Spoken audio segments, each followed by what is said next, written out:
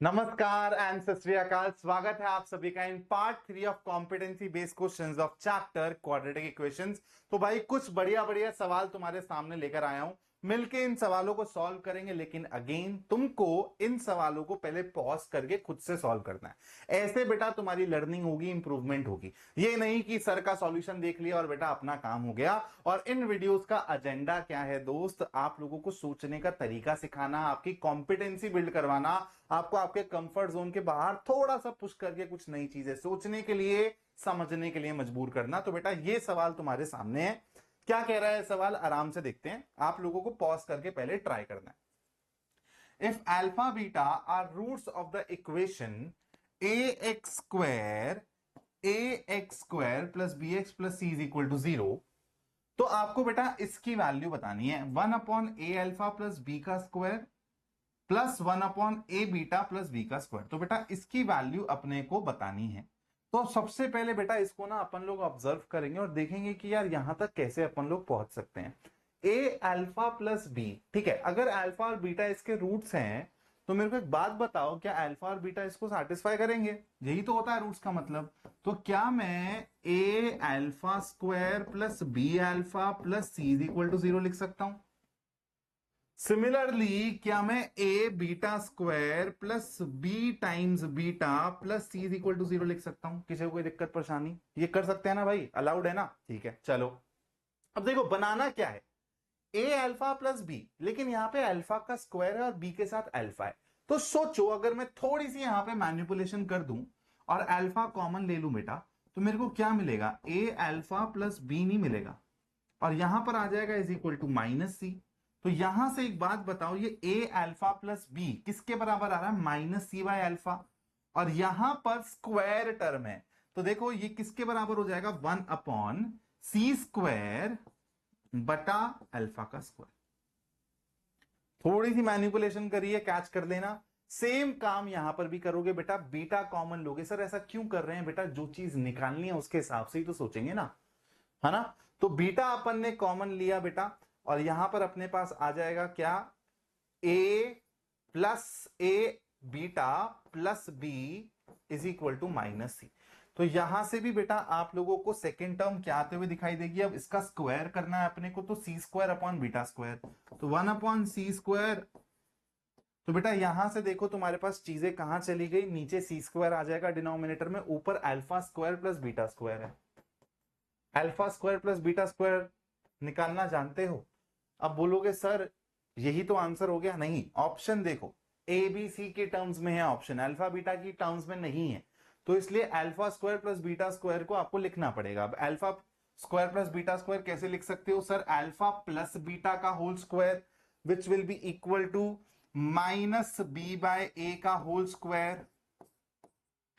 Alpha plus beta का whole square ले लिया बेटा और सम वाला मैंने रिलेशन लगा दिया। अब अल्फा प्लस बीटा का होल स्क्वायर करूंगा तो एक 2 अल्फा बीटा आ गया, जो कि नहीं होना चाहिए था, तो -2 अल्फा बीटा, यानी कि -2c बाय ए। और नीचे क्या बचेगा अपने पास? सी स्क्वायर बचेगा। बस इसको सिंप्लीफाई कर लो तो ये हो जाएगा बेटा b square by a square. तो ये हो जाएगा बी स्क्वायर -2ac अपॉन में a c square, a square c square. एक बार चेक करना ये कहां पर आ रहा है। आई थिंक ऑप्शन सी में दिख रहा है। कैलकुलेशन एक बार दोबारा से क्रॉस चेक कर लेते हैं। बी स्क्वायर बाय में ए स्क्वायर हो जाएगा, तो बी स्क्वायर -2ac अपॉन में ए स्क्वायर हो जाएगा। एकदम सही है बेटा, correct answer is option c. ठीक है, एक बार प्लीज सारा का सारा प्रोसेस दोबारा से देख लेना।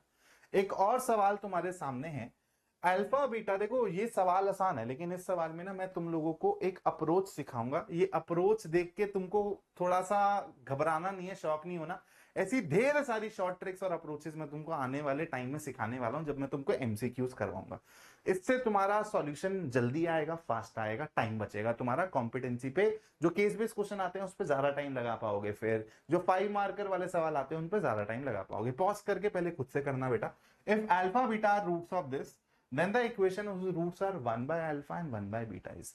तो यार अगर किसी के रूट अल्फा बीटा हैं, ठीक है, ध्यान से सुनना, और मेरे को ऐसी इक्वेशन चाहिए जिसके रूट 1/alpha और 1/beta हो, तो आपको बेटा कुछ नहीं करना, ठीक है। इस वाली सिचुएशन में आपको x की जगह सिर्फ 1/x डाल देना। दैट इज इट, आपको आपका आंसर मिल जाएगा। ठीक है, इसके पीछे मैं आपको बढ़िया सा लॉजिक भी दे सकता हूं, लेकिन अभी उसकी रिक्वायरमेंट नहीं है। 11th क्लास में क्वाड्रेटिक इक्वेशंस पढ़ोगे तो ये सारी चीजें पढ़ा दूंगा। अभी इसको आप एज शॉर्ट ट्रिक बेटा अपने दिमाग में रखो, क्योंकि आपको एग्जाम में ऐसा सवाल आएगा तो अपना टाइम बचा लेंगे अपन लोग। x की जगह सिर्फ और सिर्फ 1/x रिप्लेस कर दो, तो यहां पर हो जाएगा आपका 2/x² plus 1/x minus 1 is equal to 0। अब अगर अपन लोग इसको सॉल्व करते हैं बेटा तो अपने को क्या मिलेगा, x² अगर तुम यहां पे ले आओगे तो -x², ठीक है, plus x and then plus 2 is equal to 0। तो यहां से अब अपने पास आंसर आएगा x² minus x minus 2 is equal to 0। ठीक है, ये अपना आंसर हो जाएगा इसका। समझ आ गया? कुछ नहीं किया बेटा, बस x की जगह अपन ने 1/x रिप्लेस कर लिया। बस कैलकुलेशन का थोड़ा सा ध्यान रखना है अपने को और आंसर अपना चुटकियों में आ जाएगा। ये बहुत ही प्यारा सवाल है भाई, इस पे बढ़िया से डिस्कशन करेंगे। क्वाड्रेटिक इक्वेशन का सबसे बेहतरीन कॉम्पिटेंसी बेस्ड क्वेश्चन है और आपके एकदम सिलेबस से एक्यूरेट है, अप्रोप्रिएट है। ऐसा सवाल अगर 3 नंबर में 5 नंबर में बोर्ड एग्जाम में आ जाए तो बेटा घबराना मत। ठीक है, बहुत ही बढ़िया सवाल है, लेकिन एज पर योर सिलेबस है, कुछ आउट ऑफ द सिलेबस वाली चीज नहीं है इसमें। विद्या और वंदना बेटा सॉल्व करती हैं एक क्वाड्रेटिक इक्वेशन को। In solving Vidya made a mistake, Vidya ने एक गलती कर दी सॉल्व करते वक्त, कांस्टेंट टर्म में उसने गलती करी है। ठीक है, ध्यान से समझना मेरी बात को, उसने गलती किस में करी है बेटा, कांस्टेंट टर्म में करी है, हाईलाइट कर रहा हूं मैं। और फिर उसको रूट्स मिले हैं 6 और 2। विद्या ने कांस्टेंट टर्म में गलती करी और वंदना ने भी गलती करी बेटा। और वंदना ने किस में गलती करी, वंदना ने कोफिशिएंट ऑफ x में गलती करी है। देखो, कोफिशिएंट ऑफ x यानी कि जो आपका b होता है उसमें गलती करी है, एंड उसको रूट्स क्या मिल रहे हैं बेटा, -7 एंड -1। तो आपको बताना है कि करेक्ट रूट्स क्या होंगे। सवाल बहुत ही बेहतरीन तरीके से बेटा फ्रेम किया गया है। तो सबसे पहले विद्या के बारे में सोचते हैं। विद्या ने जो गलती करी है, विद्या ने गलती करी है बेटा कांस्टेंट। अगर मान लो कि आपकी सही इक्वेशन ये थी, ठीक है, ax² plus bx plus c, तो विद्या ने गलती किसमें करी है, कांस्टेंट टर्म में। तो विद्या की इक्वेशन क्या कुछ ऐसी दिख रही होगी, ax² plus bx plus c dash type की, c में गड़बड़ करी है उसने, तो c उसका अलग हो गया होगा। लेकिन एक बात बताओ, अगर मैं यहां पर भी सम देखूं रूट्स का और यहां पर भी सम देखूं, तो वो तो a और b पे डिपेंडेंट होते हैं, -b/a। तो विद्या की इक्वेशन ने सम ऑफ रूट्स तो सही दिया होगा, उसने रूट्स गलत दिए हैं, दोनों के दोनों उसने रूट्स गलत दिए हैं मे बी, लेकिन सम तो सही दे रहा होगा ना उसकी इक्वेशन। सम ऑफ रूट्स तो सही दे रहा होगा, क्योंकि यहां पर भी सम क्या है बताओ, एक्चुअल सम क्या होना चाहिए, -b/a। और विद्या के हिसाब से सम क्या होना चाहिए, -b/a। तो विद्या के जो रूट्स हैं इनका जो सम आ रहा है यही एक्चुअल सम भी होगा। ठीक है, तो आपका एक्चुअल सम किसके बराबर आएगा बेटा, 6 + 2 8।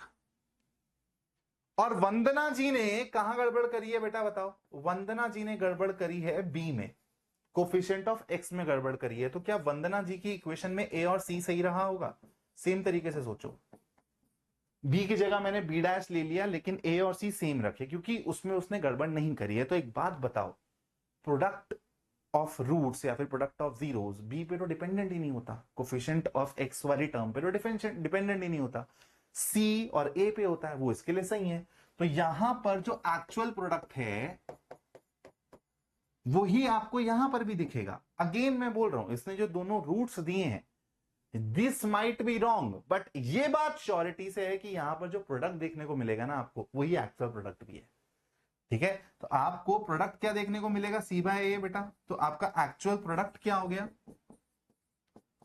कुछ भी इस सवाल में आउट ऑफ द सिलेबस था नहीं ना, लेकिन सवाल की फॉर्मेशन देखो, खूबसूरती देखो बेटा तुम। तो प्रोडक्ट क्या आएगा, -7 और -1 का 7। तो अब अपने को सोचने हैं एक्चुअल रूट्स। ठीक है, तो अपन मान लेते हैं बेटा कि अपने एक्चुअल रूट्स है अल्फा और बीटा। तो अल्फा प्लस बीटा आपका 8 के बराबर होना चाहिए और अल्फा और बीटा आपका 7 के बराबर होना चाहिए।